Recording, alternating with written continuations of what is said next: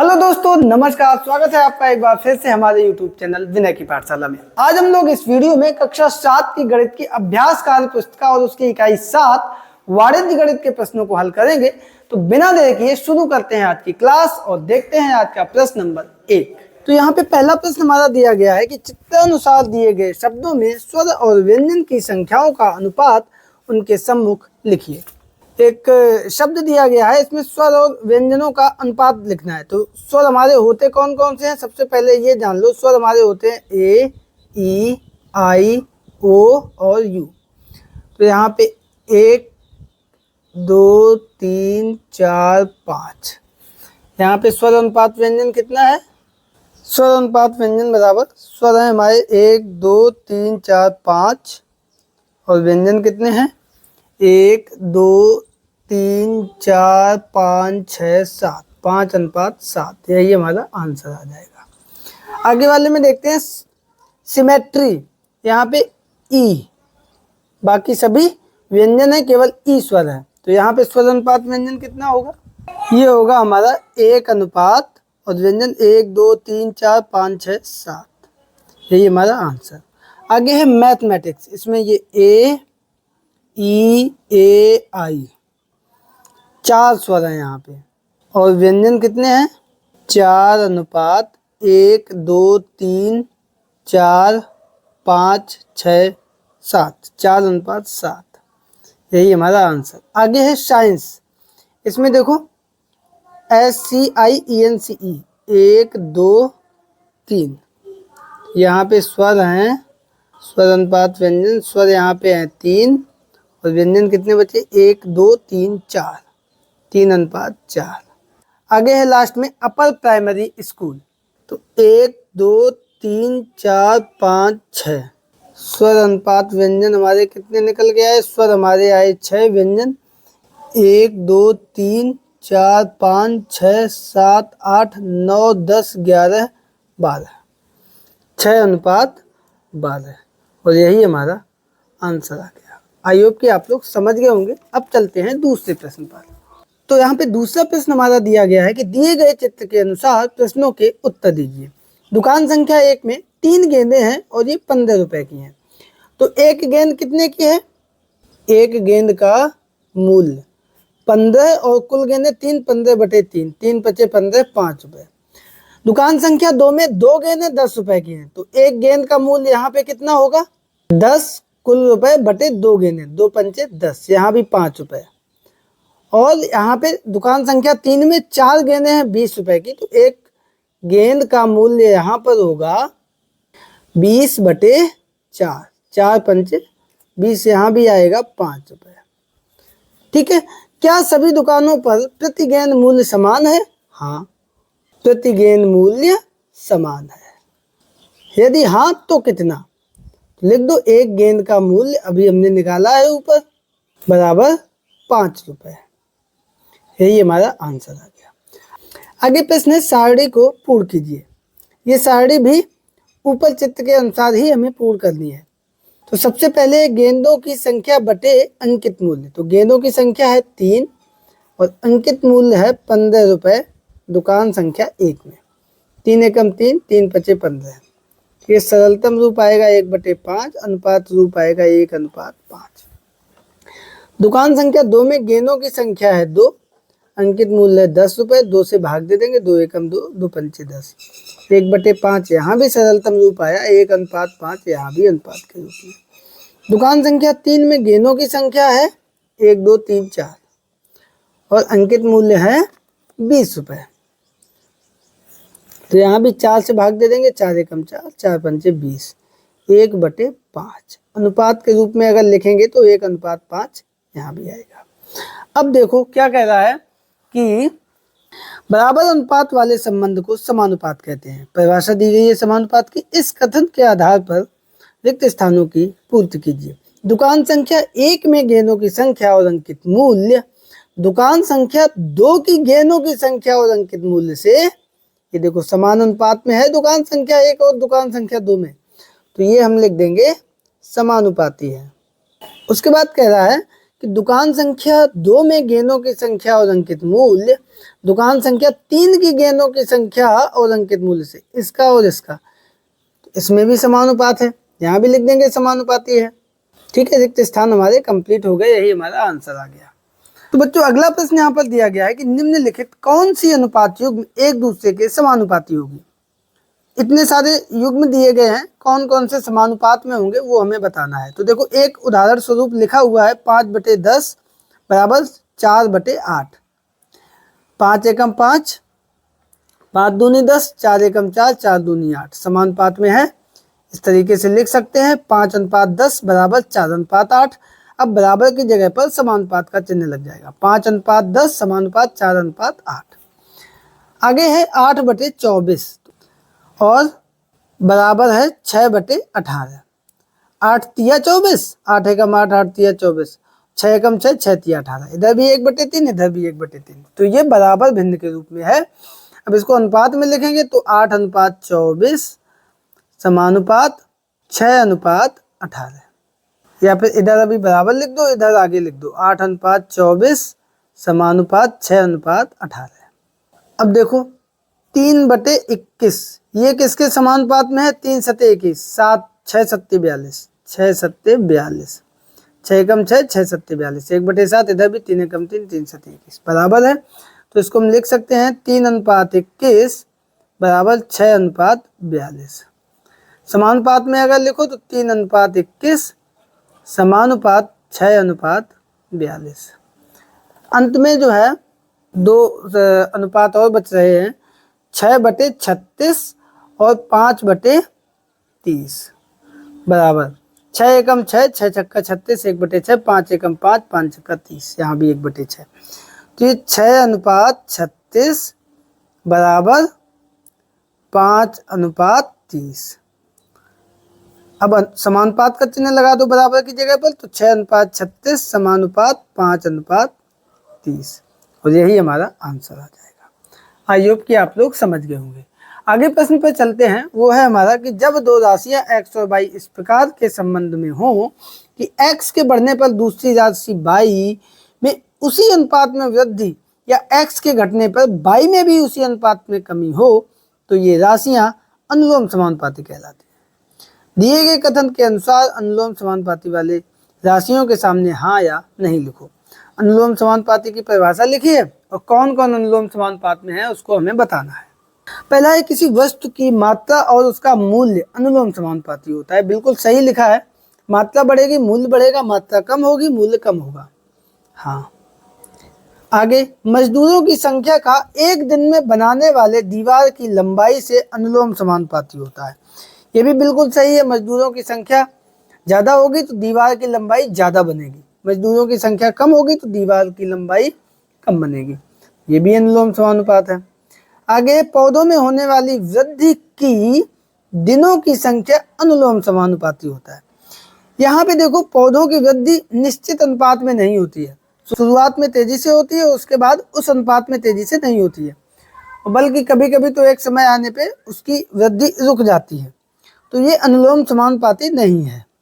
ठीक है, इसके बाद आगे है परिवार के सदस्यों का बनने वाले रोटियों से अनुलोम समानुपाती होता है। ये प्रश्न थोड़ा सा कंफ्यूजन क्रिएट करने वाला है। बनने वाली रोटियों से मतलब अगर रोटियां बनाने से है तो कुछ छोटे बच्चे होंगे वो रोटियां उस अनुपात में नहीं बना पाएंगे, है ना, तो ये समानुपात में नहीं है। ठीक है, आगे जो है किसी निश्चित समय के लिए चाल का दूरी से अनुलोम समानुपाती होता है। देखो दूरी बराबर होता है चाल गुणे समय, तो यहाँ पे निश्चित समय, समय अगर निश्चित कर दिया तो दूरी बढ़ेगी चाल भी बढ़ेगी, दूरी कम होगी चाल भी कम होगी। ठीक है, चूंकि समय निश्चित है तो इसलिए ये अनुलोम समानुपाती होगा, ये हमारा हाँ है। ठीक है, आई होप आप लोग समझ गए होंगे। आगे वाले प्रश्न पे चलते हैं, वो है निम्नांकित अनुलोम समानुपाती सारणी में रिक्त स्थानों की पूर्ति कीजिए। रिक्त स्थानों की पूर्ति करनी है, अनुलोम समानुपाती है, ये दिया गया है। तो 8 पंचे 40, 5 गुना, तो 4 पंचे 20, सीधा सा। यहाँ पे किसमें 5 का गुणा करें कि 30 आ जाए, तो 5 का भाग दे दो 30 में, 5 छक्का 30, 6 पंचे 30, ये आ गया। यहाँ पे किस संख्या का 5 बार गुणा करें, 10, यहाँ पे किस संख्या का 5 में गुणा करें? 10, 10 बना 50, 10 आएगा, या 50 में 5 का भाग दे दो। इसी प्रकार यहाँ पे 12 पंचे 60, ये हमारे रिक्त स्थान कंप्लीट हो गया। आगे प्रश्न दिया गया है कि हरि के आयताकार खेत की भुजाएं मोहन के आयताकार खेत की भुजाओं में अनुलोम समानुपात है। मोहन के खेत की चौड़ाई कितनी है? तो यहाँ पे हमें दिया है हरि के खेत की लंबाई बटे हरि के खेत की चौड़ाई बराबर मोहन के खेत की लंबाई बटे मोहन के खेत की चौड़ाई। क्यों? क्योंकि ये अनुलोम समानुपात में। अब लिख दो, हरि का खेत ये है, इसकी लंबाई कितनी है? 14 मीटर, चौड़ाई कितनी है? 7, बराबर मोहन के खेत की लंबाई है 75, चौड़ाई प्रश्नवाचक चिन्ह, तो ये हमने मान ली x। तिर्यक गुणा कर दो, तिर्यक गुणा करने पर तो यहाँ पे x का गुणा हो जाएगा 14 में, बराबर 75 में गुणा हो जाएगा 7 का।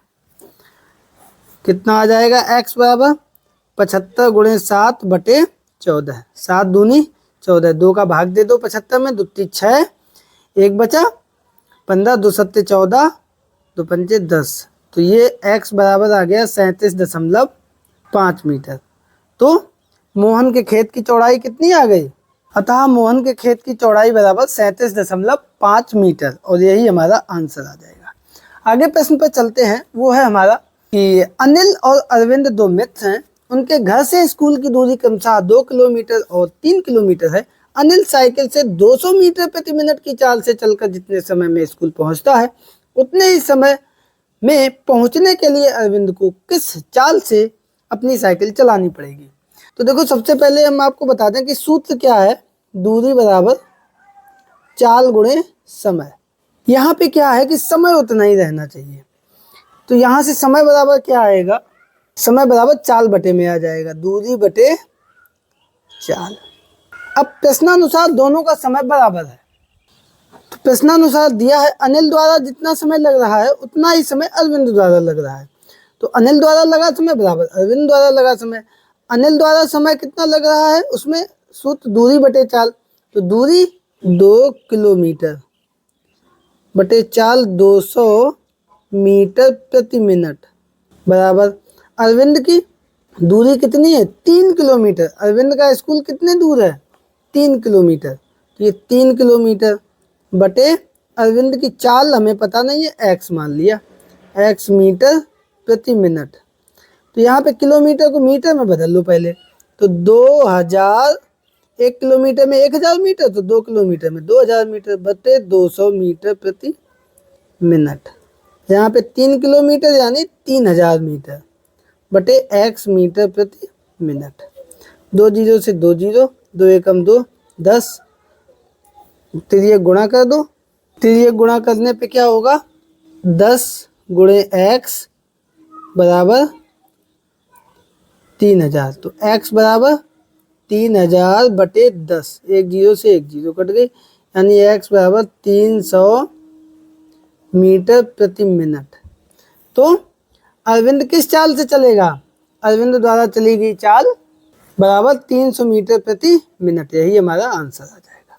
ठीक है, आगे वाले प्रश्न पर चलते हैं, वो है हमारा कि दिए गए चित्र के आधार पर खाली स्थान भरिए। यहाँ पे रिक्त स्थान भरने हैं, तो डिजाइन ए में पत्तियों और बागों की संख्या का अनुपात, यहाँ पे बाग नहीं होगा, शायद पेड़ होगा, तो यहाँ पे पेड़ों की संख्या का अनुपात कर लेते हैं। ठीक है, तो देखो डिजाइन ए में पत्तियां हैं 2, अनुपात पेड़ कितने? 1 2 3 4, 2:4, या इसको लिख सकते हैं 1:2, 1/2, कुछ भी लिख दो। डिजाइन बी में देखो 1 2 3 4 5 6 7 8, 8 पत्तियां हैं और पेड़ कितने? 1 2 3 4 5 6 7 8 9 10 11 12 13 14 15 16, 8:16। यहाँ पे भी 8 एकम 8, 8 दूनी 16, 1:2 या फिर 1/2। अब क्या डिजाइन ए और बी में पत्तियों और बागों की संख्या एक दूसरे के अनुलोम समानुपात है? हाँ, तो इनका समानुपाती स्थिरांक कितना है? कितना निकल के आया था? 1/2, यही हमारा समानुपाती स्थिरांक है, जो कि आंसर आ गया। ठीक, आगे वाले प्रश्न पर चलते हैं, वो है हमारा एक पानी की टंकी की छाया की लंबाई 21 मीटर है। उस समय 9 मीटर ऊंचाई वाले एक वृक्ष की छाया की लंबाई 8 मीटर है। यदि छाया की लंबाई उसके संगत ऊंचाई के अनुलोम समानुपात हो तो पानी की टंकी की ऊंचाई कितनी होगी? देखो यहाँ पे प्रश्न कह रहा है अनुलोम समानुपात में है ये, तो हम लिख लेंगे प्रश्नानुसार टंकी की ऊंचाई बटे टंकी की छाया की ऊंचाई बराबर पेड़ की ऊंचाई बटे पेड़ की छाया की ऊंचाई। चूंकि अनुलोम समानुपात में है तो ये अनुपात दोनों बराबर होंगे। टंकी की ऊंचाई हमें ज्ञात करनी है तो हम मान लेंगे इधर और ऊपर, माना टंकी की ऊंचाई बराबर x मीटर। ठीक है, तो अब मान लग देते हैं x बटे टंकी की छाया है 21 बराबर पेड़ की ऊंचाई है 9 बटे 8। तिर्यक गुणा कर दो। तिर्यक गुणा करने पर तो कितना आ जाएगा, 8 गुणे x बराबर 21 गुणे 9। x बराबर 21 गुणे 9 बटे 8। 9 एकम 9, 9 दूनी 18, 189 बटे 8 भाग दे देंगे। 8 दूनी 16, 2 8 24, 24 25 26 27 28 29, 5 बचे 0, 8 छंग 48, 2 बचे, 8 दूनी 16, 4 बचे 58 40, इतने मीटर आएगी। अर्थात टंकी की ऊंचाई x बराबर निकल के आया ये। अतः टंकी की ऊंचाई कितनी आएगी, अतः टंकी की ऊंचाई बराबर 23.625 मीटर। यही हमारा आंसर आ जाएगा। आई होप कि आप लोग समझ गए होंगे। आगे हमारा प्रश्न दिया गया है कि निम्नांकित सारणी में पानी से भरे तालाब में से पानी निकालने के लिए लगाई गई पंपिंग मशीनों की संख्या तथा खाली करने के लिए अपेक्षित समय का विवरण दिया गया है। 5 मशीनें लगी तो तालाब खाली हो रहा है 80 घंटों में। मशीनों की संख्या दुगनी हो गई तो टाइम आधा लग रहा है 40 घंटे। इसी प्रकार मशीनों की संख्या और दुगनी हो गई 10 से 20 तो लगने वाला समय और आधा हो गया, 40 का आधा 20, है ना। इस प्रकार से मशीनों की संख्या थोड़ा और बढ़ा दी, मतलब 5 से 25 कर दी, 5 गुना, तो यहाँ 80 से 5 गुना कम हो जाएगा समय, 16 घंटे। इसी प्रकार 5 से 10 गुना बढ़ा दी मशीनों की संख्या तो समय 10 गुना कम हो जाएगा, 80 घंटे की जगह मात्र 8 घंटे में पूरा तालाब खाली हो जाएगा। तो ये हमारा जो है बेसिकली प्रतिलोम समानुपात के अंतर्गत आता है। तो प्रतिलोम समानुपात की शुरुआत हो रही है यहाँ से, थोड़ा देखना ध्यान से। 5 पंपिंग मशीनें एक तालाब को 80 घंटे में खाली करती हैं। मशीनों की संख्या दूनी होने पर घंटों की संख्या में क्या अनुपात होगा, मशीनों की संख्या घंटों की संख्या। तो मशीनों की संख्या 5 थी तो घंटे लग रहे थे 80, मशीनों की संख्या दूनी हो गई 10 हो गई तो घंटों की संख्या हम मान लेंगे अगर x, तो ये कितनी है 10 में 40, तो ये x ना लिख के हम कितना लिखेंगे 40। अब देखो अनुपात क्या होगा, कम से अधिक की तरफ, कम से अधिक की तरफ। तो ये हमारा 5:10 समानुपात 40:80। और यहाँ पे अगर अनुपात में लिखें तो देखो 5 मशीनों द्वारा तालाब खाली करने में लगा समय 80 घंटे। तो अनुपात क्या होगा 5/80, 5 एकम 5, 5 छक्का 30, 1/16, अनुपात में 1:16। अब मशीनों की संख्या दुगनी कर दी, 10 मशीनों द्वारा तालाब खाली करने में लगा समय 40 घंटे। तो इसको अगर अनुपात में लिखेंगे तो कैसे लिखेंगे, ये हमारा अनुपात में होगा 10/40, 10 एकम 10, 10 चौको 40। तो ये हमारा रह जाएगा 1:4। पहले 1:16 था समय, फिर घट के रह गया 1:4। यहाँ पे देखो 1/16 या 1:16। अब यहाँ पे कितना रह गया 10 चौको 40, 1/4 या 1:4। आगे देखो प्रश्न कह रहा है यदि मशीनों की संख्या 4 गुनी हो जाए तो घंटों की संख्या में क्या अनुपात होगा। देखो यहाँ पे अब हम डिटेल में नहीं लिखेंगे। मशीनों की संख्या 5 चौको 20, 4 गुनी हो गई तो घंटों की संख्या भी 20 हो गई, 20 एकम 20, 1/1 यानी कि 1:1। सीधा सा यहाँ आंसर लिख देंगे हम, कितना हो गया 1:1। क्या पंपिंग मशीन जिस अनुपात में बढ़ रही है उसी अनुपात में घंटों की संख्या घट रही है, इस संबंध को क्या कहते हैं। यहाँ पे लिख दोगे हाँ, इस संबंध को प्रतिलोम समानुपात कहते हैं। यही हमारा आंसर है। आगे कह रहा है 5 मशीन 10 मशीन 80 घंटे 40 घंटे के प्रतिलोम समानुपाती संबंध को लिखिए। लिख लो इधर मशीन, फिर से लिख लो मशीन और घंटे। 5 मशीनें हैं 80 घंटे, 10 मशीनें लगेंगी तो 40 घंटे रह जाएंगे। 5 से 10 की तरफ, कम से अधिक की तरफ तीर लगाते हैं। संबंध को अगर लिखेंगे तो 5:10 समानुपात 40:80, यही आंसर। पीछे भी हमने लिखा था। आगे देखो, प्रतिलोम समानुपाती संबंधों को तीर द्वारा व्यक्त कीजिए, कम से अधिक की तरफ, ऐसे इधर तीर ऐसे जाएगा। आई होप कि आप लोग इसे समझ गए होंगे। अब चलते हैं अगले प्रश्न पर।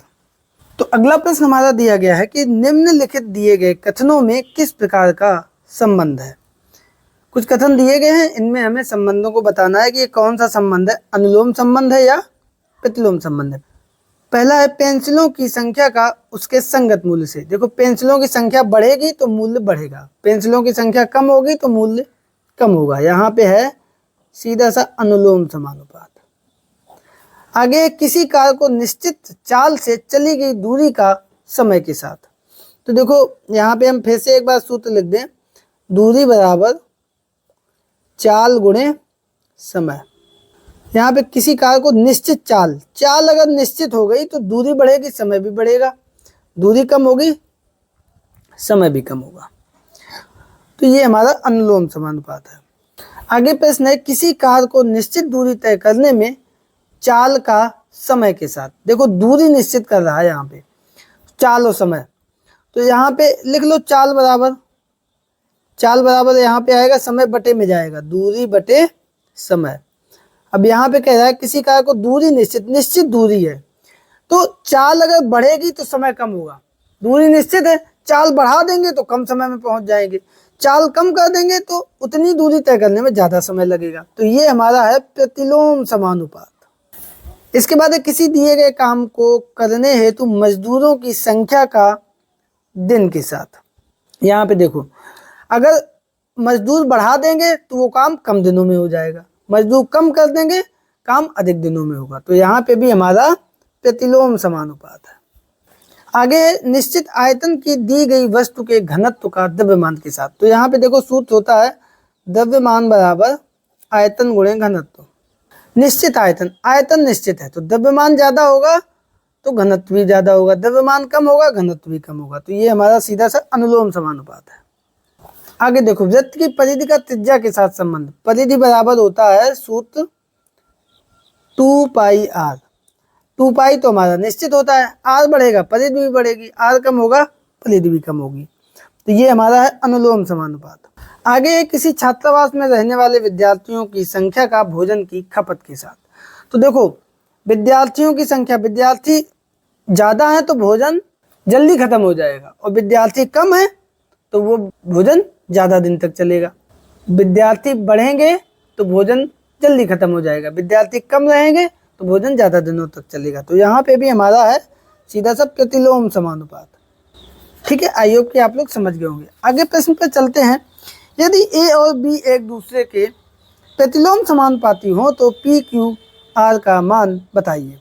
प्रतिलोम समानुपाती है 6/18।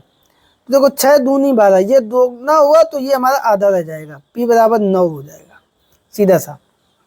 इसके बाद इधर देखो, इधर है, यहीं से निकाल दो, 9 चौको 36, इधर 4 गुना तो ये 1/4 हो जाएगा, 3 चौको 12, 3 आ जाएगा, क्यू बराबर 3 आ जाएगा।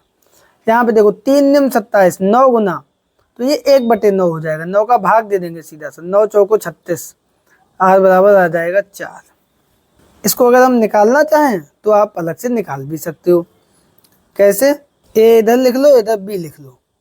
ए जब 6 था तो बी था 18। अब ए जब 12 हो गया, ज़्यादा हुआ ना, तो चूंकि प्रतिलोम समानुपात है तो ये कम होगा। अब इसमें हम लगा देंगे समानुपात 6:12 समानुपात x/18। तो यहाँ से अंदर अंदर का गुणा हो जाएगा, बाहर बाहर का गुणा हो जाएगा। तो 12 गुणे x बराबर 18 गुणे 6। तो यहाँ से x बराबर आ जाएगा 18 गुणे 6/12, 6 दूनी 12, 2 ने 18, x बराबर 9। एक हमने निकाल के आपको दिखा दिया है, बाकी आप इसी तरीके से निकाल लेंगे। ठीक है, यहाँ पे हमने x नहीं, यहाँ पे p है, p बराबर 9। इसी प्रकार q बराबर 3 और r बराबर 4। आप लोग निकाल लेंगे, यहाँ पे जगह कम दी गई है। आगे एक प्रश्न दिया गया है, बहुत अच्छा प्रश्न है। 36 किलोमीटर प्रति घंटा की चाल से चलकर एक कार किसी दूरी को 20 मिनट में तय करती है। उसी दूरी को 10 मिनट में तय करने के लिए कार की चाल क्या होगी? सबसे पहले तो सूत्र लिख लो, दूरी बराबर चाल गुणे समय। दूरी, उसी दूरी को, दूरी निश्चित है तो यहाँ पे चाल और समय प्रतिलोम समानुपात से हम लगाएंगे प्रश्न को। 36 किमी प्रति घंटा की चाल से चलकर कोई कार एक दूरी को 20 मिनट में, यहाँ पे किलोमीटर प्रति घंटा है, यहाँ पे मिनट है तो इसको घंटे में बदल देंगे, 20/60 घंटा हो गया। अब कह रहा है कि कितने स्पीड से कार चलाएं कि ये 10 मिनट में दूरी तय हो जाए, यानी कि 10/60। वैसे तो देखा जाए आंसर एक लाइन में ये 20 का आधा हुआ है, ये दुगना हो जाएगा, 36 दूनी 72, सीधा सा आंसर। लेकिन चूंकि हमें प्रश्न को लगाना है तो प्रॉपर हम आपको बता दें, ये कम से अधिक ये तीर है तो ये तीर हमारा ऐसे होगा, ये x ज़्यादा होगा। अब हम लिख देंगे यहाँ पे 36 अनुपात x समानुपात 10/20, अंदर अंदर का गुणा बाहर बाहर का गुणा, तो x गुणे 10 बराबर 36 गुणे 20। अब जब यहाँ पे हमने 10 लिखा है तो 10/60 है, क्योंकि यहाँ पे हमने घंटे में बदल दिए। वही काम यहाँ 20 में /60 है, /60 इसमें यहाँ भी /60। तो यहाँ से x बराबर क्या आएगा, 36 गुणे 20/60, और ये बराबर के दूसरी तरफ जाएगा, पलट जाएगा, 60/10 हो जाएगा। 60 से 60 कट गए, 10 दूनी 20, 36 दूनी 72 किलोमीटर प्रति घंटा। यही हमारा आ गया आंसर, जो प्रश्न पूछ रहा था कि कार की चाल क्या होगी। तो 10 मिनट में पहुंचने के लिए उसे दुगनी चाल यानी 72 किलोमीटर प्रति घंटे से चलना होगा। आई होप कि आप लोग इसे समझ गए होंगे। तो बच्चों अब चलते हैं प्रतिशतता के अनुप्रयोग से संबंधित प्रश्नों को हल करने के लिए। तो आगे प्रतिशतता के अनुप्रयोग में हम प्रश्न देखेंगे। 14वां प्रश्न है, नीचे दिए गए चित्रों को देखकर बताइए रंगा हुआ भाग संपूर्ण भाग का कौन सा प्रतिशत है। रंगा हुआ भाग संपूर्ण भाग का कौन सा प्रतिशत है। यहाँ पे 2 भाग रंगे हुए हैं और 1 2 3 4 5 कुल 5 भाग हैं, तो 2/5। प्रतिशत में लिखने के लिए मैंने आपको पहले ही बताया है, प्रतिशत का मतलब होता है 1/100। तो जहाँ पे भी हमें प्रतिशत में लिखना होता है तो वहाँ पे गुणे 100 कर देते हैं और गुणे 1/100 कर देते हैं। तो ये जो 1/100 है इसकी जगह पे आ जाएगा प्रतिशत, और जो गुणे 100 है ये इसके साथ सॉल्व हो जाएगा। ठीक है, आगे देखते हैं। यहाँ पे 1 2 3 4 5 6 कुल 6 हैं और उसमें एक भाग रंगा हुआ है तो 1/6 हो जाएगा, और वही काम गुणे 100 और प्रतिशत के लिए गुणे 1/100। किसी संख्या में 100 का गुणा किया, 100 का भाग किया, संख्या हमारी वही रही। यहाँ पे 6 से भाग दे देंगे, 6 एकम 6, 4 बचा 40 हो गया, 6 छक्का 36, फिर से 4 बचा, फिर 6 छक्का 36, फिर 6 छक्का 36, इस तरीके से चलता जाएगा। तो ये हमारा आ जाएगा 16.67 और 1/100 की जगह पे हो जाएगा प्रतिशत। यहाँ पे हम देखेंगे, यहाँ पे कुल भाग कितने हैं, 1 2 3 4 5 6 7 8 भाग हैं कुल, और रंगे हुए भाग कितने हैं, 1 2 3, तो 3/8 हो जाएगा। प्रतिशत निकालने के लिए हम गुणे 100 करेंगे और 1/100 करेंगे।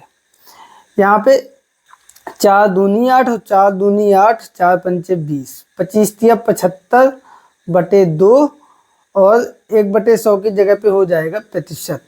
2 से हम भाग दे देंगे, 2 3 6, 1 2 7 14, 1 10 हो गया, 2 पंचे 10, 37.5 प्रतिशत। यही हमारा आंसर आ गया। नीचे एक प्रश्न दिया गया है, इसको भी देख लेंगे। ये है, इसमें देखो 1 2 3 4 5 6 7 8 9 10 कुल भाग हैं हमारे 10, और उसमें रंगे हुए भाग हैं 1 और 1 2। यहाँ पे वही काम गुणे 100 करेंगे और प्रतिशत निकालने के लिए 1/100 करेंगे। 100 से 100 कट जाएगा, संख्या वही है। 1/100 की जगह पर हम प्रतिशत लिखेंगे और इसको हल कर देंगे। 0 से 0 कट गया, 10 दूनी 20, 20% हमारा आंसर आ गया। जब भी कभी प्रतिशत रूप में पूछा जाए तुरंत जो भी संख्या दी जाए, भिन्न दी जाए, दशमलव में संख्या दी जाए, तुरंत गुणे 100 और बटे 100 कर दो। आगे हमारा प्रश्न दिया गया है कि पार्श्व चित्र में यदि संतुलित आहार की मात्रा 600 ग्राम हो तो निम्नलिखित प्रश्नों का उत्तर दीजिए। प्रोटीन की कितनी मात्रा है? यहाँ पे देखो वसा 10% है, फल एवं सब्जियां 40% है, फाइबर युक्त कार्बोहाइड्रेट 25% और प्रोटीन 25%। प्रोटीन की कितनी मात्रा है?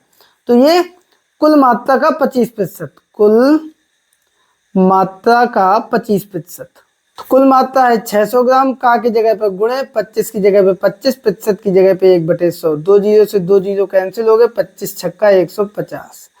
तो 150 ग्राम यहाँ पे हमारा आ गया प्रोटीन। अब कह रहा है फल और सब्जियों की मात्रा, तो फल और सब्जियां हैं 40%, तो यहाँ पे भी कुल मात्रा का 40% बराबर कुल मात्रा हमारी है 600, का की जगह पे गुणे, 40 की जगह पे 40, प्रतिशत की जगह पे 1/100, 2 जीरो से 2 जीरो कट गए, 6 चक्को 24, 240 ग्राम हमारे हो गए फल और सब्जियां। अब आता है कि आहार में फाइबर युक्त कार्बोहाइड्रेट कितना है? तो फाइबर युक्त कार्बोहाइड्रेट है 25%। फिर वही काम कुल मात्रा का 25%, कुल मात्रा है हमारी 600 ग्राम, का की जगह पे गुणे, 25 और प्रतिशत की जगह पे 1/100, 2 जीरो से 2 जीरो, पुनः 25 छक्का आ गया 150 ग्राम।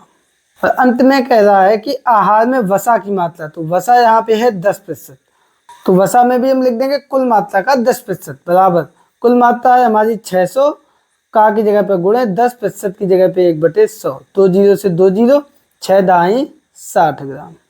अलग अलग इनको हम ऐड करेंगे तो वही हमारा 600 ग्राम आ जाएगा। यही हमारा आंसर हो गया। आई होप कि आप लोग समझ गए होंगे। आगे हम लोग चलते हैं, रिक्त स्थान दिए गए हैं, सबसे पहले इनको देख लेते हैं।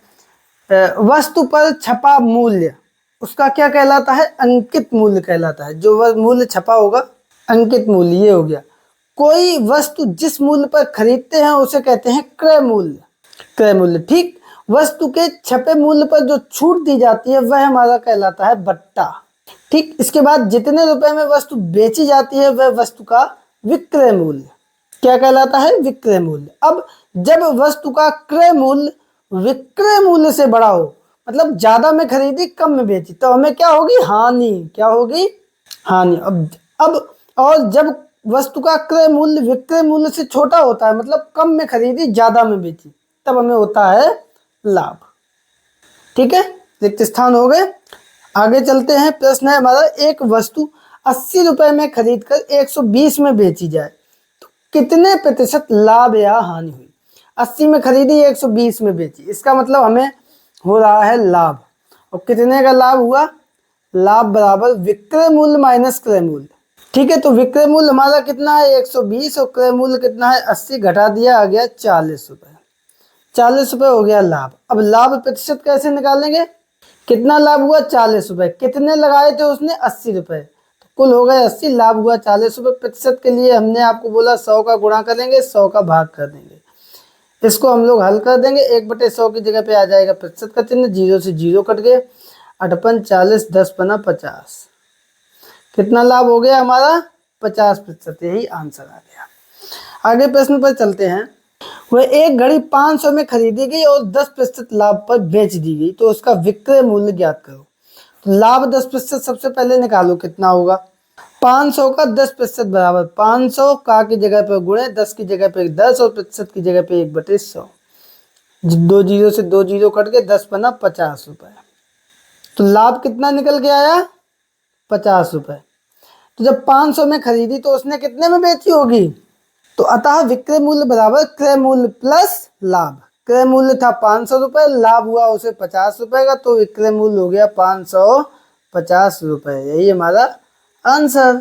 तो आगे हमारा प्रश्न दिया गया है, 1 किलोग्राम काजू का मूल्य 400 से बढ़ के 425 रुपए हो जाए तो मूल्य वृद्धि का प्रतिशत क्या होगा? तो सबसे पहले मूल्य में हुई वृद्धि, कितनी वृद्धि हुई? 425 हुई 400 से, तो ये 25 रुपए। अब लिख देंगे मूल्य वृद्धि का प्रतिशत। तो प्रतिशत निकालने के लिए 25 रुपए मूल्य बढ़े कितने पे? 400 पे, 25/400। प्रतिशत निकालने के लिए 100 का गुणा करेंगे, 1/100 का भाग कर देंगे, 0 से 0 कट गए, 4 छंग 24, 1 बचा, 0 हो गए, 4 दूनी 8, 4 पंचे 20, तो ये 6.25 और 1/100 की जगह पे हमने आपको बताया क्या रख देते हैं, प्रतिशत। यही हमारा आंसर। जहां भी प्रतिशत लगाना हो हटाना हो हम 1/100 मान लेते हैं, बस बहुत आसान हो जाएगा आपका प्रश्न। आगे प्रश्न पर चलते हैं, वो है हमारा कि एक कमीज का अंकित मूल्य 500 रुपए था, वह 450 में उपलब्ध थी, उस पर कितने प्रतिशत छूट दी गई। तो पहले छूट निकाल लो, कितनी है, 500 माइनस 450 यानी कि 50 रुपए। अब छूट का प्रतिशत देख लो, कितना था 500 और छूट कितनी है 50 की, तो 50/500 और प्रतिशत चूंकि निकालना है तो गुणे 100 और बटे 100। 0 से 0 कैंसिल हो गए, 5 दहाई 50, 10 और 1/100 की जगह पर हम लिख देंगे प्रतिशत। यही हमारा आंसर आ गया। अतः छूट प्रतिशत कितनी निकल के आई, 10%। ठीक है, आगे हमारा प्रश्न है, सुमेल कीजिए। स्तंभ 1 में लिखा है, स्तंभ 2 में आंसर है। इसको थोड़ा पढ़ने में मिस्टेक हो गई। 3:5 का प्रतिशत रूप, तो 3:5 और प्रतिशत के लिए हमने गुणे 100 कर दिया, बटे 100 कर दिया। तो ये 3:5 बेसिकली होता है हमारा 3/5 और प्रतिशत है यानी कि 100, और इधर 1/100 को हम प्रतिशत लिख देंगे। 5 दूनी 10, 30 दूनी 60, 60% आएगा। कहाँ पे सही है, तो ये हमारा डी पे सही है। 6 से 1/4 का भिन्न रूप, तो 6 चौको 24 और 1 25/4। भिन्न रूप करना है, प्रतिशत हटाना है, तो प्रतिशत का मतलब 1/100, 25 चौको 100, 1/4 चौको 16। कहाँ पे है ये, तो ये दूसरे का जाएगा, ये 2 पेज में है, ये यहां से ले जाओ ई पे। तीसरा 2.5 का प्रतिशत रूप, तो 2.5 गुणे 100 गुणे 1/100। इसको हल कर दो तो ये एक 0 से दशमलव हटेगा और 1 0 आगे आ जाएगा। 250 और 1/100 प्रतिशत, 250%। कहाँ पे है 250, जी में, तो ये जाएगा यहाँ पे। आगे है विक्रय मूल्य, जब क्रय मूल्य 50 हो और हानि 6% हो, तो 50 का 6% कितना होगा, 50 का 6%। 50 की जगह पे 50, का की जगह पर गुणे और 6 की जगह पे 6% की जगह पे 1/100। 50 दूनी 100, 2 3 6, तो ये कितना हुआ 3 रुपए। हानि कितनी होगी 3 रुपए। तो जब क्रय मूल्य 50 था, इसमें 3 रुपए की हानि हो गई, तो विक्रय मूल्य हमारा कितना होगा, 50 में 3 रुपए घटा देंगे, 47 रुपए आएगा। कहाँ पे है 47, ये ऑप्शन मेरा सही है। ठीक है, आगे देखते हैं। विक्रय मूल्य, जब क्रय मूल्य 50 हो लाभ 4 हो, विक्रय मूल्य सीधा सा हमारा 50 + 4 हो जाएगा 54 रुपए। 54 रुपए कहाँ पे, ए पे है, तो ये सीधा सा ए ऑप्शन हो जाएगा यहाँ पे। लाभ प्रतिशत, जब क्रय मूल्य 40 हो विक्रय मूल्य 50 हो, 40 की चीज 50 में बेची तो उसे लाभ हुई, लाभ हुआ उसे 10 रुपए का, तो लाभ प्रतिशत बराबर 10 में गुणे 100 कर देंगे और बटे 100 कर देंगे। और लाभ हुआ कितने पे, लाभ हुआ 40 रुपए पे, तो 10 रुपए का लाभ हुआ 40 रुपए पे, गुणे 100 बटे 100 हो गए। अब 1 0 से 1 0 कट गए, 4 का सीधा सा भाग दे देंगे, 4 दूनी 8, 4 पंचे 20, तो ये हमारा निकल के आएगा 25 और 1/100 की जगह पे प्रतिशत, 25%। कहाँ पे है, सी ऑप्शन, तो ये छटा जाएगा सी ऑप्शन पे। अब अंत में है 2/5 का प्रतिशत रूप, तो 2/5 गुणे 100 बटे 100, 5 दूनी 10, 20, 2 दूनी 40 और 1/100 की जगह पे 40%, तो ये हमारा हो गया सीधा एफ। तो इस प्रकार से ये हमारे सुमेल हो गए, चूंकि इधर उधर था तो इसलिए थोड़ा सा कम अच्छा लग रहा होगा। आगे के प्रश्नों पर चलते हैं, बहुविकल्पी प्रश्न है, बहुत अच्छे प्रश्न है। 700 मीटर का 20%, तो 700 की जगह पे 700, का की जगह पे गुणे 20 और प्रतिशत की जगह पे 1/100, 2 0 से 2 0, 7 दूनी 14, 140 मीटर। डी ऑप्शन हमारा सही है। आगे फातिमा की आय और बचत का अनुपात 4:1 है, तो वह कितने प्रतिशत धन बचा लेती है, तो 4:1, 4 है आय, बचत है 1, तो प्रतिशत हो जाएगा बचत प्रतिशत, 1 बचाती है 4 पे, 1/4 और गुणे 100 और गुणे 1/100, 4 का 100 में भाग दे देंगे 25, तो ये हमारा आ गया 25%। बी ऑप्शन हमारा सही है। ठीक है, ये सही है 25%। 0.08 किसके बराबर है? प्रतिशत निकालेंगे तो गुणे 100 कर देंगे, 1/100 कर देंगे। 2 से 0 से दशमलव चला जाएगा तो ये बचेगा 8 और ये 1/100 यानी प्रतिशत, 8%। बी ऑप्शन हमारा पुनः सही है। ठीक है, आगे प्रश्न देखते हैं। एक साइकिल 1800 में खरीदी गई, 12% लाभ पे बेच दी गई, तो उसका विक्रय मूल्य कितना होगा? तो लाभ पहले निकाल लो, और ये कितना होगा? 1800 का 12%। तो 1800 की जगह पे 1800, का की जगह पे गुणे, 12% की जगह पे 1/100, 2 जीरो से 2 जीरो, 18 दावन 180 और 3 18 दूनी 36, तो 6 8 3 11, 216 रुपये हो गया लाभ। तो विक्रय मूल्य कितना हो गया? विक्रय मूल्य बराबर 1800 प्लस 216, तो 2016 रुपये में उसकी साइकिल बिकी। ऑप्शन फिर से हमारा बी ऑप्शन सही है। ठीक है, आगे प्रश्न पर चलते हैं। वो है कि एक घड़ी का अंकित मूल्य 200 था, वह छूट के बाद 150 में मिल रही थी, उस पर कितने प्रतिशत छूट मिली है? तो पहले तो छूट कितनी हुई? 200 माइनस 150 बराबर 50 रुपये। अब निकाल दो छूट का प्रतिशत, तो 50 रुपये कितने पे? 200 पे। प्रतिशत निकालने के लिए गुणे 100/100, 2 जीरो से 2 जीरो कट गए, 2 से 50 25, तो ये हमारा आ गया 25 और 1/100 यानी प्रतिशत, 25%। फिर से बी ऑप्शन सही है। आगे देखो, यदि किसी धनराशि का 15% 45 रुपये हो तो वह धनराशि क्या होगी? माना धनराशि होगी x, तो x का 15% बराबर 45। जो प्रश्न कह रहा हम वही करेंगे, x की जगह पर x, का की जगह पर गुणे, 15 की जगह पर 15, प्रतिशत की जगह पे 1/100, 45। तो यहाँ पे x बराबर क्या हो जाएगा? 45, 100 बटे में इधर आएगा, गुणे में इधर 15, गुणे में इधर बटे में 15 तिया 45, 100 तिया 300। तो x बराबर हमारा कितना निकल गया है? 300। यहाँ पे हमारा सी ऑप्शन सही है। आई होप कि आप लोग समझ गए होंगे। आगे हम लोग चलते हैं अनुपात में। तो अनुपात में निम्नलिखित सारणी में स्तंभ ए और स्तंभ बी में वस्तुओं की संख्या को अनुपात के रूप में लिखिए। यहाँ पे 3 त्रिभुज है, यहाँ पे 4 त्रिभुज है, हो गया 3:4। यहाँ पे 1 2 3 4 5, 1 2 3 4 5 6, 5:6। यहाँ पे 1 2 3 4, 4:1, 1 2 3 4 5 6 7 8, 4:8। यहाँ पे 1 और 3, 1:3। यहाँ पे 1 2 3 4, 2:4। ठीक है, बहुत आसान प्रश्न थे। आगे है, आदर्श के पास 20 गेंदें एवं सुरेश के पास 30 गेंदें। बताइए कि आदर्श और सुरेश के पास गेंदों की संख्या का क्या अनुपात है?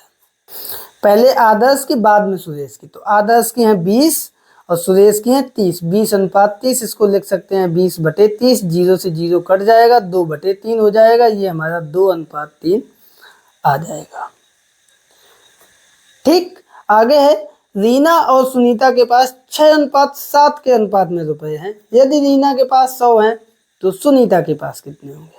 अनुपात कितना है? 6:7। रीना अनुपात सुनीता बराबर 6:7। इसको हम लिख सकते हैं रीना बटे सुनीता बराबर 6/7। रीना के पास कितने हैं? 100, तो 100 बटे सुनीता बराबर 6/7। तो ये गुणा कर दो, 7 का इधर गुणा और सुनीता का इधर, तो ये हमारा आ जाएगा 6 गुणे सुनीता। जब हम लिख रहे हैं तो पूरा है सुनीता के पास रुपए बराबर 100 गुणे 7। सुनीता के पास रुपए कितने हो गए?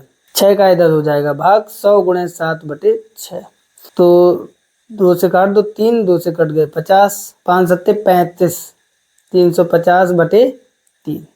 तो 3 एकम 3, 3 एकम 3, 3 18, फिर 2 20, फिर 3 18, 3 18, 3 18, इस तरीके से। तो ये हमारे हो गए 116.67 रुपये, और यही हमारा आंसर आ गया। ठीक है, आई होप कि आप लोग समझ गए होंगे। आगे प्रश्न है कि दोनों छड़ों की लंबाइयों का अनुपात बताइए। दोनों छड़ों की लंबाइयों का अनुपात बराबर पहली छड़ की लंबाई अनुपात दूसरी छड़ की लंबाई। तो पहली छड़ की है 8:10, बटे में कर देंगे तो 8/10, 2 से कट जाएगा, 2 चौको 8, 2 पंचे 10, तो 4/5 अनुपात में लिखेंगे 4:5। यही हमारा आंसर आ जाएगा। आई होप कि आप लोग समझ गए होंगे। अब चलते हैं अगले प्रश्न पर। आगे हमारे प्रश्न दिए गए हैं समानुपात में।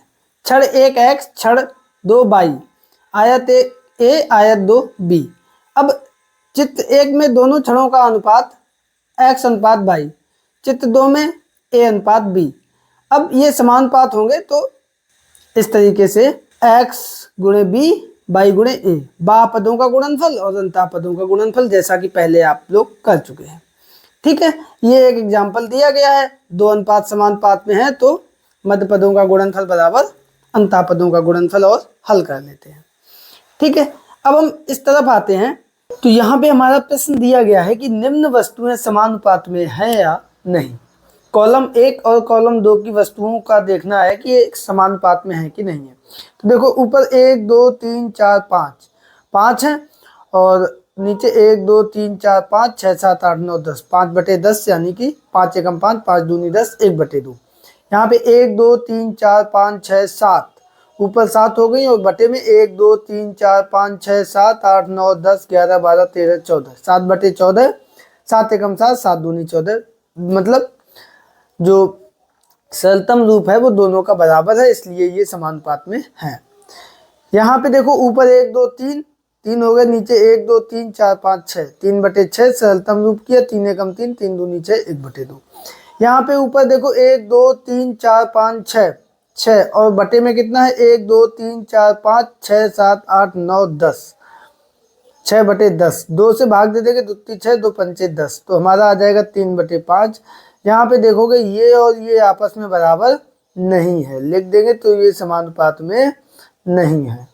इधर देखो यहाँ पे 1 2 3 4 5 बटे 1 2 3 4 5 6 7 8 9 10 11 5/11।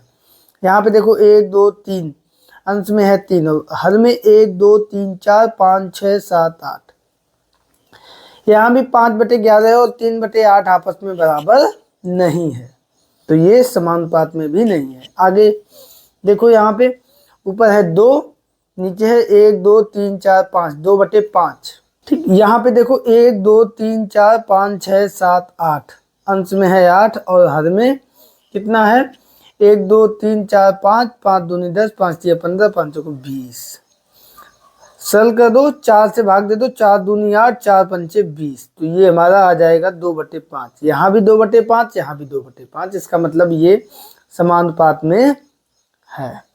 ठीक है, यही हमारा आंसर आ गया। आई होप कि आप लोग समझ गए होंगे। आगे वाले प्रश्न पे चलते हैं और वो है हमारा कि निम्न सारणी देखकर बताइए कि गेंदों की संख्या और उनका मूल्य समानुपात में है या नहीं। तो देखो गेंदों की संख्या जब 8 थी तो मूल्य कितना था 16।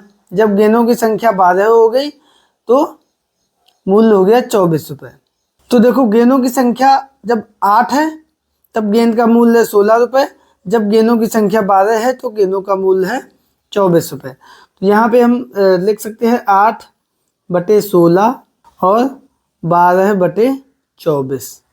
इसको अगर हम सरलतम रूप में करेंगे तो 8 एकम 8 8 दूनी 16 12 एकम 12 12 दूनी 24। इधर भी 1/2 आया, इधर भी 1/2 आया, जो कि आपस में बराबर है।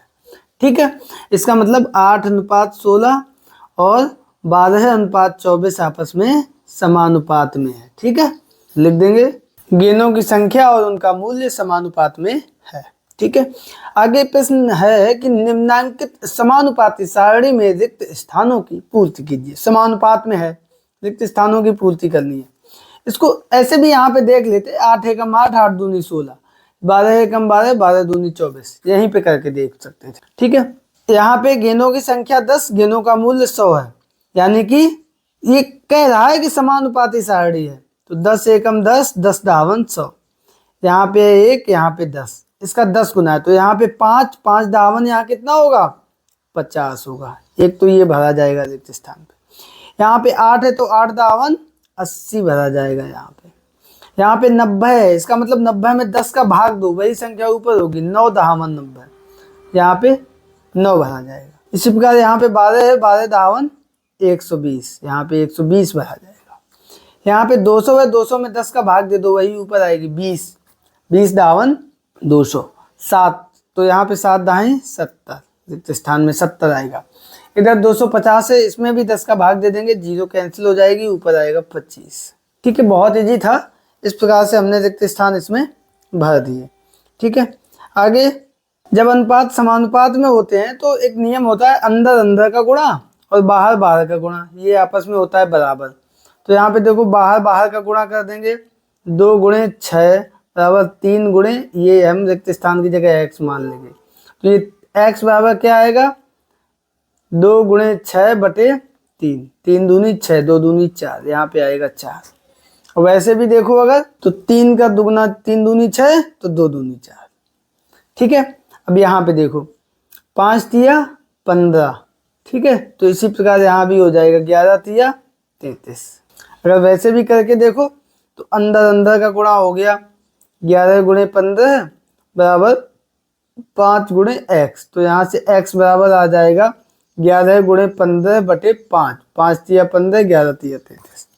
ठीक, वही काम यहाँ पे देखो, अंदर अंदर का बाहर बाहर का, तो 9 गुणे 28 बराबर 36 गुणे x, तो यहाँ से x बराबर आ जाएगा 9 गुणे 28 बटे 36, 9 चौको 36, 4 सते 28, यहाँ पे आ जाएगा 7।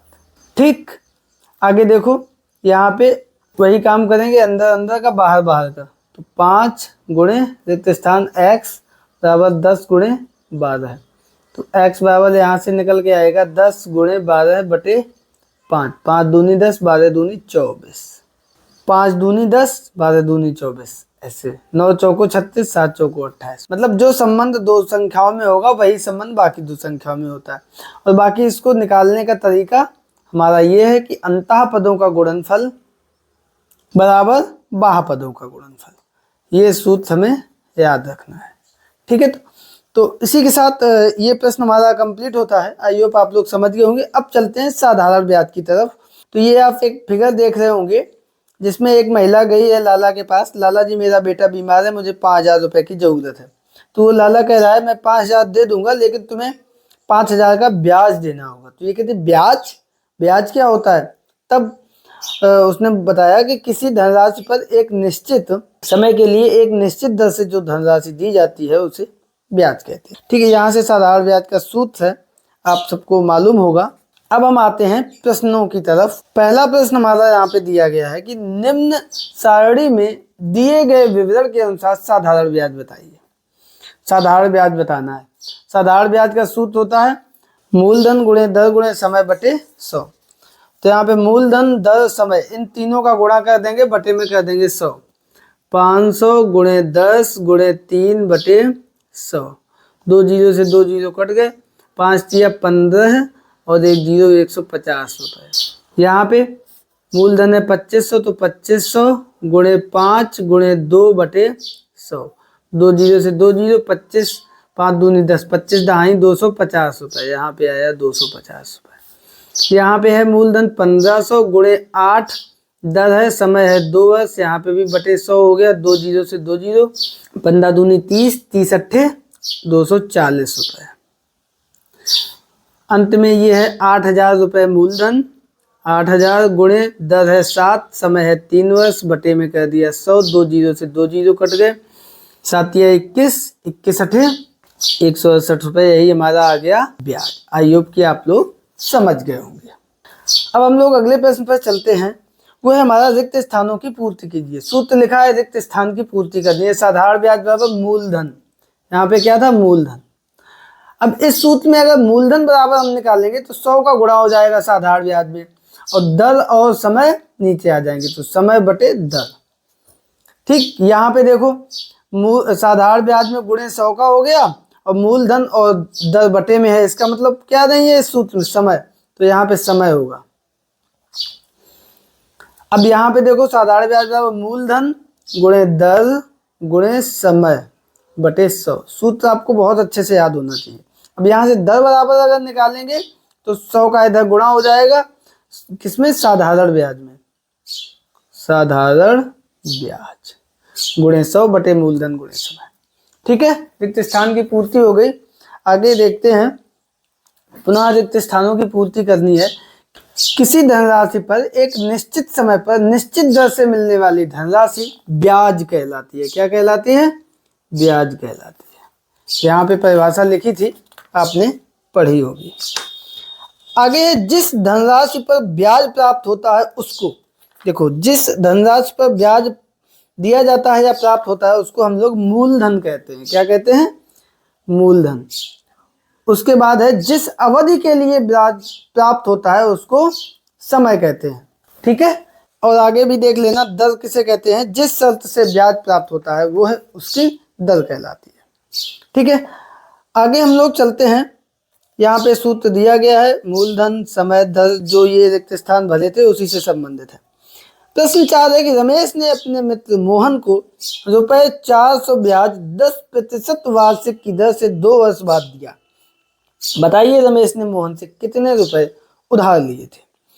हम इसमें प्रायः बच्चों को सिर्फ यही सूत्र याद कराते हैं, बाकी सूत्र आप मत याद करो, बहुत आसानी से हो जाएगा। यहाँ पे क्या क्या दिया गया है? तो यहाँ पे हमें दिया है मूलधन नहीं दिया है, मूलधन हमें निकालना है। दर 10% वार्षिक। दर जब भी लिखो तो इसके आगे वार्षिक छमाही जो लिखा है वो जरूर लिखो। 10% वार्षिक, समय 2 वर्ष, और ब्याज कितना दिया है उसने? 400 रुपए। तो यहाँ पे सूत्र लगा देंगे, साधारण ब्याज बराबर मूलधन गुणे दर गुणे समय बटे 100। अब जो जो चीज दी है उसको हम लिख देंगे। साधारण ब्याज हमें दिया है 400 बराबर मूलधन हमें नहीं दिया, मूलधन की जगह पर मूलधन लिख देंगे। दर है 10%, समय है 2 वर्ष बटे 100। 100 का इधर गुणा कर देंगे तो यहाँ से मूलधन गुणे 10 दूनी 20 बराबर 400 गुणे 100। तो यहाँ से मूलधन बराबर कितना निकल के आ जाएगा? 400 गुणे 100 बटे 20। 0 से 0 कट गए, 2 पंचे 10, 5 आ गया, 5 चौको 20, और ये 2 0। कितना मूलधन आया? 2000 रुपए। कितना मूलधन आया? 2000 रुपए। यही 2000 रुपए हमारा आंसर आ गया। आई होप कि आप लोग समझ गए होंगे। आगे प्रश्न हमारा दिया गया है, रामवीर ने बैंक से ₹4000 ऋण 2 वर्ष के लिए 5% दर से लिया। बताओ 2 वर्ष बाद रामवीर को कितना ब्याज। अगला प्रश्न है, रामवीर ने बैंक से ₹4000 ऋण 2 वर्ष के लिए 5% वार्षिक दर से लिया। बताओ 2 वर्ष बाद रामवीर को कितना ब्याज बैंक को देना होगा। यहाँ पे देखो, मूलधन कितना दिया गया है? 4000 रुपए। कितने समय के लिए? समय बराबर 2 वर्ष। दर कितनी है? 5%, और आगे है वार्षिक, मतलब 1 साल में 100 रुपए पे 5 रुपए उसे ब्याज देना होगा। बताओ 2 वर्ष बाद कितना देना पड़ेगा। तो साधारण ब्याज बराबर मूलधन गुणे दर गुणे समय बटे 100। तो मूलधन कितना है? 4000 गुणे दर कितनी है? 5, समय है 2 वर्ष, और बटे 100। 2 0 से 2 0 कट गए, तो ये 40 गुणे 5 दूनी 10, ये आ गया हमारा 400 रुपए।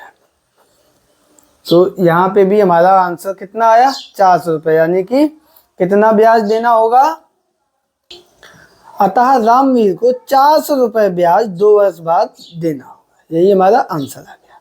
अब चलते हैं अगले प्रश्न पर। अगला प्रश्न हमारा है, रामा ने अपनी सहेली उषा से 2000 रुपए उधार लिए। कुछ वर्ष बाद उसे उषा को 500 रुपए ब्याज 10% वार्षिक दर से देना पड़ा।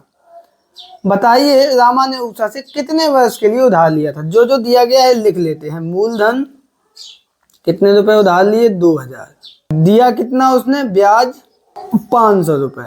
कितने प्रतिशत दर से? दर बराबर 10% वार्षिक। ठीक है, वर्ष कितने वर्षों के लिए उधार लिया वो हमसे पूछा है। ठीक है, अब हम लगा देंगे सूत्र, साधारण ब्याज बराबर मूलधन गुणे दर गुणे समय बटे 100। तो यहाँ पे ब्याज कितना है? 500। मूलधन कितना है? 2000। दर कितनी है? 10%। समय हमें पता नहीं है, वही हमें निकालना है, समय बटे 100। 2 0 से 2 0 कट गए, 500 बराबर 20 - 200 समय। तो यहाँ से समय बराबर कितना निकल के आएगा, 500/200। 2 जीरो से 2 जीरो कट गए, 5/2, 2 दूनी 4, 1 बचा 0.5। तो ये आ गया 2.5 वर्ष। कितना समय आया, 2.5 साल। और यही हमारा आंसर आ गया। यानी कि उसने 2.5 वर्ष के लिए उससे रुपए उधार लिए थे। ठीक है, आगे वाले प्रश्न पर चलते हैं। वो है, राधे श्याम ने खेतों में खाद डालने के लिए 8,000 रुपए अपने मित्र जगवीर से उधार लिया। राधे श्याम ने जगवीर को 1 वर्ष बाद 400 ब्याज दिया। बताइए राधे श्याम ने जगवीर से कितने प्रतिशत वार्षिक ब्याज की दर से उधार लिया था। यहाँ पे देखो मूलधन क्या दिया गया। जब भी ऐसा प्रश्न हो बिल्कुल प्रॉपर लिखो। 8,000 रुपए, दर यही हमें पता नहीं है, ब्याज कितना दिया है उसने, 400 रुपए, और समय 1 वर्ष, 1 साल के लिए समय बराबर 1 वर्ष। सूत्र लगा दो, साधारण ब्याज बराबर मूलधन गुणे दर गुणे समय बटे 100। सिर्फ यही एक सूत्र याद रखो पूरी एक्सरसाइज के लिए। ब्याज कितना है, 400, मूलधन कितना है, 8,000, दर हमें पता नहीं है, समय है 1 वर्ष बटे 100। 2 जीरो से 2 जीरो, 100 लिखा है यहाँ पे। तो यहाँ पे आया हमारा 400 बराबर 80 एकम 80 गुणे दर। 80 का भाग हो जाएगा तो दर बराबर हो जाएगा 400/80। 0 से 0, 8 × 40। तो यहाँ से हमारी दर कितनी निकल के आई, 5% वार्षिक।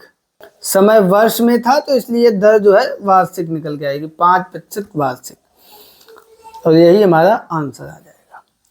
तो बच्चों देखा आपने, इस प्रकार से हमारा ये प्रश्न कंप्लीट हुआ और ये टॉपिक भी कंप्लीट हुआ। आगे टॉपिक है चक्रवृद्धि ब्याज। अभी तक हम लोग साधारण ब्याज देख रहे थे, अब है चक्रवृद्धि ब्याज। यहाँ पे वही फिगर बना हुआ, मैनेजर साहब हमको 10,000 बचत खाते में जमा करने हैं। तुम बचत खाते में क्यों जमा कर रही हो, सावधि में जमा करो, उस पर बैंक चक्रवृद्धि ब्याज देता है। तो चक्रवृद्धि ब्याज, अब ये थोड़ा सा चौंक गई कि चक्रवृद्धि ब्याज क्या होता है। जब किसी धनराशि के ब्याज पर ब्याज मिलता है तो उसे चक्रवृद्धि ब्याज कहते हैं। चक्रवृद्धि ब्याज में ब्याज ज्यादा हो जाता है क्योंकि 1 साल में जो ब्याज मिला अगली साल वो मूलधन में जुड़ जाता है। ठीक है, चक्रवृद्धि ब्याज बराबर मिश्रधन माइनस मूलधन। और चक्रवृद्धि ब्याज का सूत्र होता है हमारा ये चक्रवृद्धि मिश्रधन। इसमें मिश्रधन निकलता है बराबर P यानी मूलधन ब्रैकेट 1 + 10/100 पूरे की घात समय। ये सूत्र आपको मालूम होगा। ठीक है, अब हम इससे संबंधित प्रश्न करेंगे। तो पहला प्रश्न यहाँ पे है, 1,000 रुपए का 10% वार्षिक दर से लगातार 4 वर्ष के लिए ब्याज और मिश्रधन की सारणी निम्नवत है। सारणी ये दी गई है, अब इसको हमें भरना है जहाँ पे रिक्त स्थान है। मूलधन 1,000 था, 10% वार्षिक ब्याज 1 साल में, ब्याज कितना हो गया, 100 रुपए। तो मिश्रधन 1 साल बाद कितना हो गया, 1,100 रुपए। अब अगली साल ये 1,100 रुपए मूलधन हो जाएगा। अब इस पे 10% दर से दूसरे 1 साल का ब्याज 1,100 × 10 × 1, तो 2 जीरो से 2 जीरो, 11 एकम 11 और 10, 110 रुपए। कितना ब्याज होगा, 110 रुपए। अब ये मूलधन कितना था यहाँ पे, 1,100 रुपए। 1,100 और प्लस ब्याज कितना हो गया, 110 रुपए। तो ये हमारा कितना हो जाएगा, 0 1 2 1, 1,210 रुपए हो गया।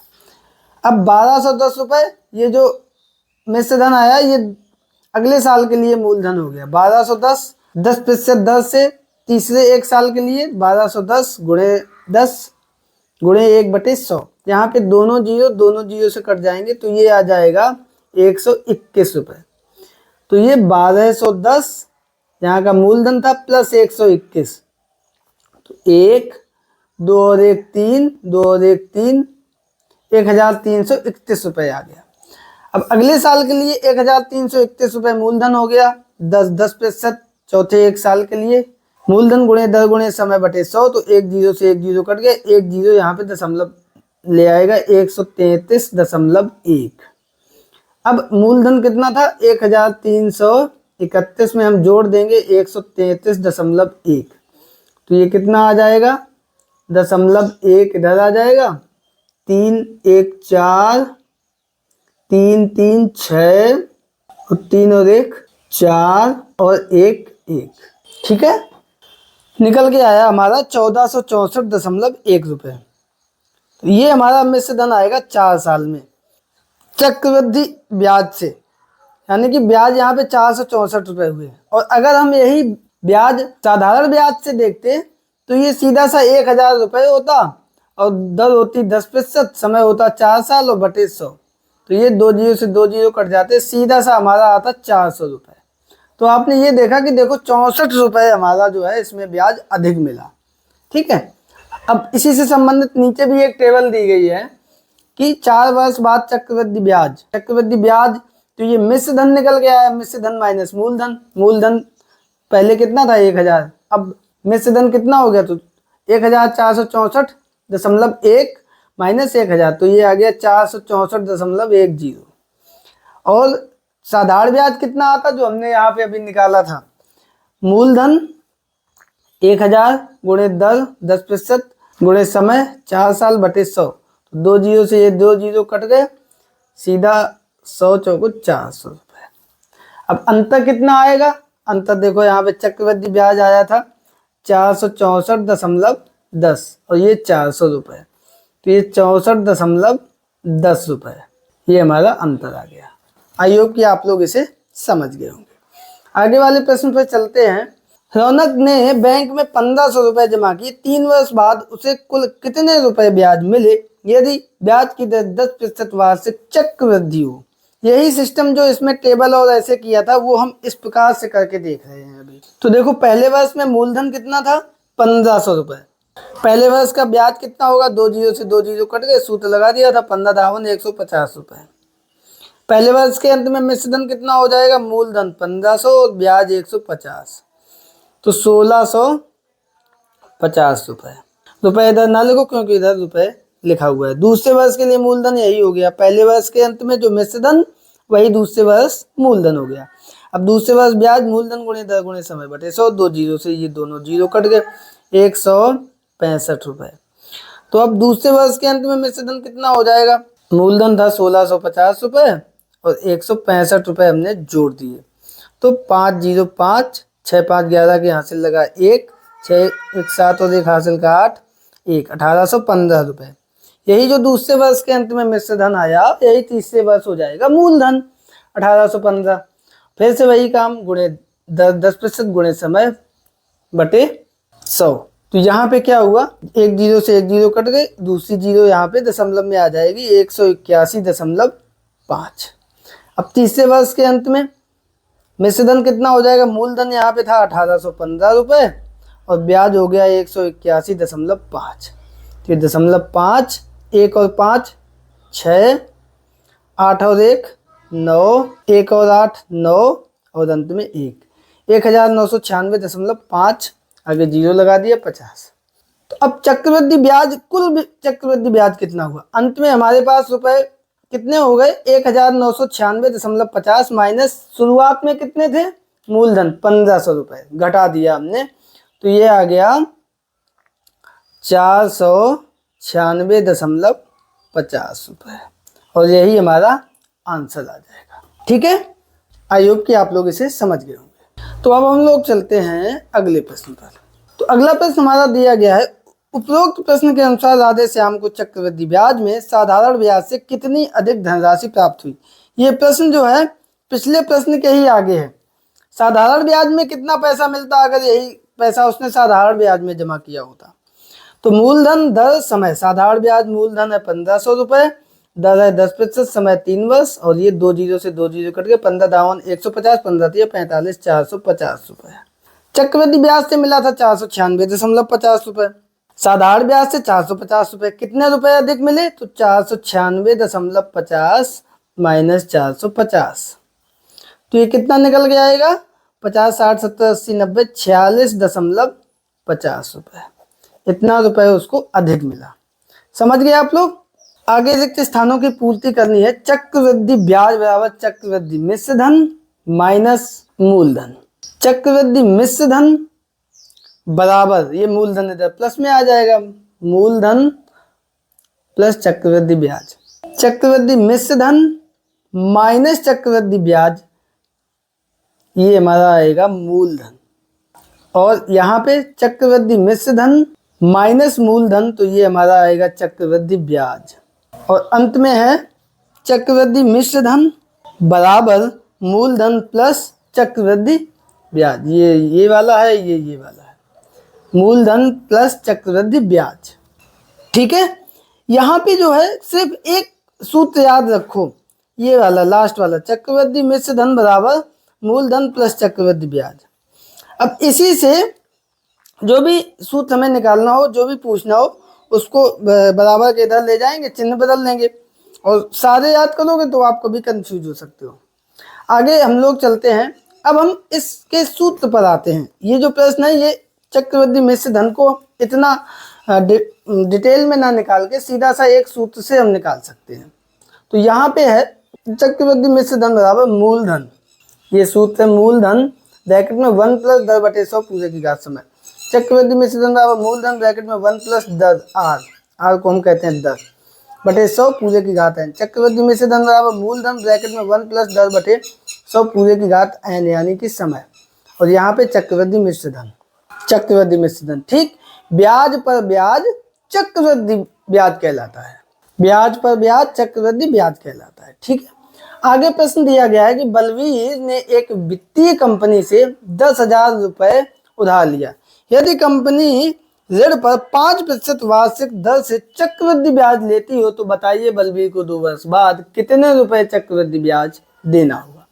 तो यहाँ पे हम सूत्र लगाएंगे, चक्रवृद्धि मिश्र धन बराबर मूलधन ब्रैकेट में 1 प्लस 10/100 पूरे की घात समय। तो यहाँ पे मूलधन कितना है 10,000, 1 प्लस दर कितनी है 5%/100 और समय कितना है 2 साल। 5 से भाग दे दिया, 5 दूनी 10, 0। तो ये आ गया 10,000 और 20 एकम 20 और 21/20 और उसकी घात 2।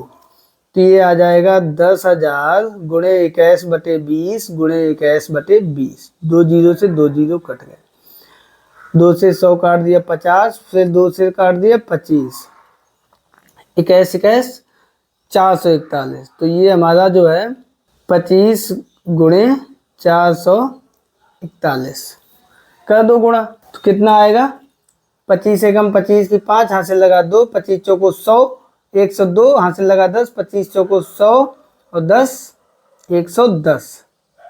तो ये हो गए इकाई, दहाई, सैकड़ा, हजार, 10,000, 11,025 रुपए। तो यहाँ पे चक्रवृद्धि ब्याज निकालेंगे, ये हमारा निकल के आया मिश्र धन, तो लिख देंगे अतः चक्रवृद्धि ब्याज बराबर मिश्र धन माइनस मूलधन।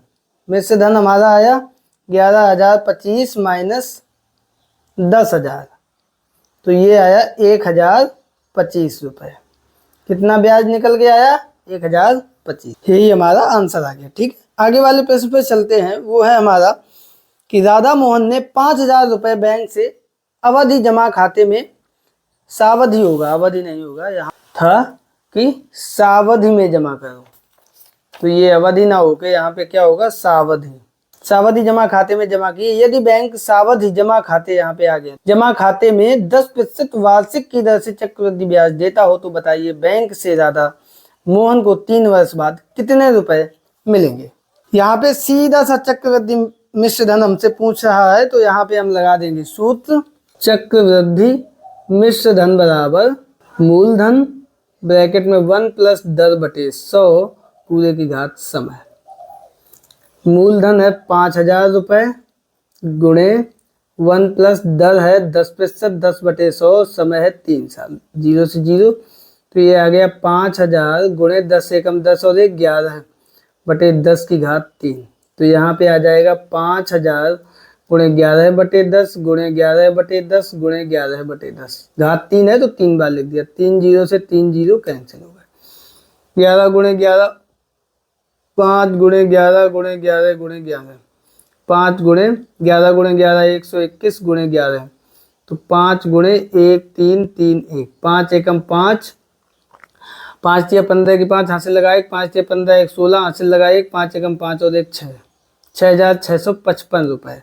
तो ये बैंक से कितने रुपए मिलेंगे 6,655 रुपए मिलेंगे। अतः राधा मोहन को 3 वर्ष बाद बैंक से 6,655 रुपए मिलेंगे, यही हमारा आंसर आ जाएगा। तो बच्चों अब हम लोग चलते हैं आगे वाले प्रश्न पर यहाँ पे फिर से एक चित्र दिया गया है। वही महिला, सुनो अपने पति से, सुनो तुम मेरे लिए गहने बनवा दो। अरे मैं पहले से ही परेशान हूँ, इस महीने मुझे आयकर जमा करना है। आयकर ये क्या होता है? किसी राष्ट्र द्वारा अपनी धन की आवश्यकता को पूरा करने के लिए धन संग्रह व्यवस्था को कर व्यवस्था यानी टैक्स कहते हैं। टैक्स हमें जब देना होता है उसके लिए ये एक्सरसाइज है। कर, कितने प्रकार के टैक्स होते हैं? हम लोगों के ऊपर टैक्स लगते हैं। प्रत्यक्ष कर व्यक्ति को सीधा प्रभावित करता है, अप्रत्यक्ष कर व्यक्ति को सीधा प्रभावित नहीं करता है। और वस्तु एवं सेवा कर जीएसटी अप्रत्यक्ष कर का एक रूप है। किसी भी वस्तु पर जीएसटी लगती है। अब आयकर पे टैक्स लगता है, उपहार पर टैक्स लगता है, संपत्ति कर, उत्पाद कर, सेवा कर, इस अनेक प्रकार के टैक्स हैं। जीएसटी इस उत्पाद एवं सेवा कर है ना। और दर व्यवस्था क्या है? 5%, 12%, 18% और 28%, ये टैक्स की व्यवस्था है जीएसटी में। जीएसटी में ये टैक्स की व्यवस्था है। और आयकर की दर, अगर किसी की आय 2.5 लाख है तो उसको टैक्स 0 देना पड़ता है। 2.5 लाख से 5 लाख तक 5%, 5 लाख से 10 लाख तक 20% और 10 लाख से अधिक पर 30%। ठीक है। अब रिक्त स्थान कर लेते हैं। कर मुख्यतः 2 प्रकार के होते हैं। कितने प्रकार के होते हैं? 2 प्रकार के होते हैं, प्रत्यक्ष कर और अप्रत्यक्ष कर। जीएसटी जो है वो अप्रत्यक्ष कर का ही एक उदाहरण है। ठीक है। सरकार द्वारा धन संग्रह की व्यवस्था को कर कहते हैं, यानी कि इंग्लिश में टैक्स कहते हैं। कर के 2 प्रमुख प्रकार, वही 2 प्रकार कौन कौन से? प्रत्यक्ष कर एवं अप्रत्यक्ष कर होते हैं। रुपए 5 लाख, इकाई, दहाई, सैकड़ा, हजार, 10,000, लाख तक वार्षिक आय पर आय कर की दर 5 लाख तक कितनी है? 5%। वस्तु एवं सेवा कर भारत सरकार द्वारा वस्तु एवं सेवा कर जीएसटी लागू किया गया है। ठीक है। तो ये हमारे रिक्त स्थान हो गए। आगे देखो, यहाँ पे हमें मिलान करना है। अभी आपने पढ़ा था 2.5 लाख तक टैक्स कितना है? 0। 2.5 लाख से 5 लाख तक 5%, 5 लाख से 10 लाख तक 20% और 10 लाख से अधिक पे 30%। ठीक है। तो यहाँ पे अगला प्रश्न नंबर 3 है कि खंड का एवं खंड का में प्रत्यक्ष कर एवं अप्रत्यक्ष कर का मिलान कीजिए। तो देखो, प्रत्यक्ष कर क्या है? आयकर हमारा, संपत्ति कर, टैक्स जो डायरेक्ट देते हैं वो डायरेक्ट टैक्स जमा करते हैं। अप्रत्यक्ष कर में क्या होता है? जैसे बिस्किट लेने गए या हम कटिंग कटाने गए तो वहां पे डायरेक्ट टैक्स हम नहीं देते हैं। 5 रुपए का बिस्किट लिया, लेकिन बिस्किट पे टैक्स है, वो उसने दुकान वाले ने पहले दिया है और उसने आपसे भी लिया है। तो ये अप्रत्यक्ष कर होता है, जो सेवा कर और उत्पाद कर। सेवा, जैसे आपने कटिंग कटाई उस पर भी टैक्स, उत्पाद कर, कोई भी बिस्किट खरीदा, कोई भी सामान खरीदा, उस पर भी टैक्स होता है। ठीक है।